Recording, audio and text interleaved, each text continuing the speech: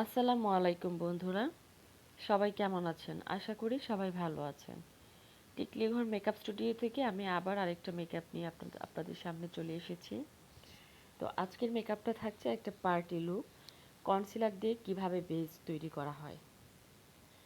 তো শ্যামলা স্কিনের makeup tutorial সম্পূর্ণ আলাদা হয়। তো এই শ্যামলা স্কিনে কিভাবে কনসিলার দিয়ে একটা বেস তৈরি করতে হয় সেটা আপনাদের সাথে সংক্ষিপ্তভাবে শেয়ার করব।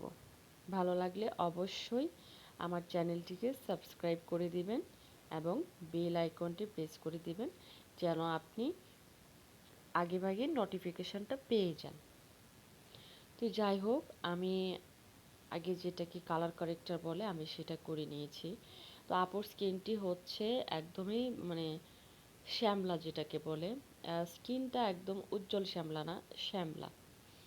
তো যাই হোক, এই স্কিনে আসলে কোনো ধরনের কি বলে, আমরা অনেকেই খুব সাদা টাইপের কনসিলার বা ফাউন্ডেশন ইউজ করে থাকি। তো এটা আসলে খুবই মানে খ্যাত টাইপের লাগে। তো স্কিন টোন অনুযায়ী যদি ফাউন্ডেশন বা কনসিলার নির্বাচন করা হয় তাহলে অবশ্যই আপনার মেকআপ লুকটা অনেক সুন্দর আসবে। আর আমি কি পরিমাণে মেকআপগুলো নিচ্ছি, প্রোডাক্টগুলো নিচ্ছি সেটা আপনারা দেখতে পাচ্ছেন। তো এই ধরনের স্কিনে খুব কম পরিমাণে মেকআপ ইউজ করতে হয় এবং লুজ পাউডার আমি কি পরিমাণ ইউজ করেছি সেটাও আপনারা দেখেছেন, একদম খুবই কম। আর কম প্রোডাক্ট ব্যবহার করে আপনি যে কোনো মেকআপ করবেন ওই মেকআপটা লং লাস্টিং হবেই হবে।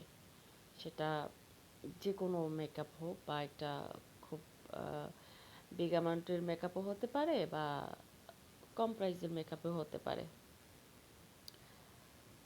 তো যাই হোক, আমি এখন চোখের কাজটা করে নিচ্ছি। আমার এই মেকআপটা করতে সময় লেগেছে 15 মিনিট। তো এই 15 মিনিটের মধ্যে একটা পার্টি লুক খুব ইজিলিভাবে করা যায়। আসলে মেকআপের বিষয়টা হচ্ছে টেকনিক। আমরা ছোট ছোট কিছু টেকনিক আছে, ওগুলো যদি আসলে জানা থাকে আমাদের, তাহলে আমাদের মেকআপ অনেক ইজি হয়ে যায়। আমরা নিজেরা ঘরোয়াভাবেও করতে পারি। জাস্ট কিছু টেকনিক আমাদেরকে অবলম্বন করতে হবে। আর আপনারা যদি এই ধরনের ভিডিও আরও দেখতে চান বা আমার ভিডিও যদি আপনাদের ভালো লাগে তাহলে অবশ্যই আমাকে একটা কমেন্ট করে জানাবেন। আপনাদের কমেন্টে আমার উৎসাহ বেড়ে যাবে। ইনশাল্লাহ আপনাদের জন্য সামনে আরও ভালো কিছু ভিডিও নিয়ে আসব, যে ভিডিওগুলোতে দেখে আপনারা ইজিলিভাবে শিখতে পারবেন। আর আমার ভিডিওগুলো আমি কোনো ফাস্ট মোশনে দেইনি, একদম যে রমোশন আছে সেটাতেই আপনারা দেখতে পারবেন। ধন্যবাদ সবাইকে।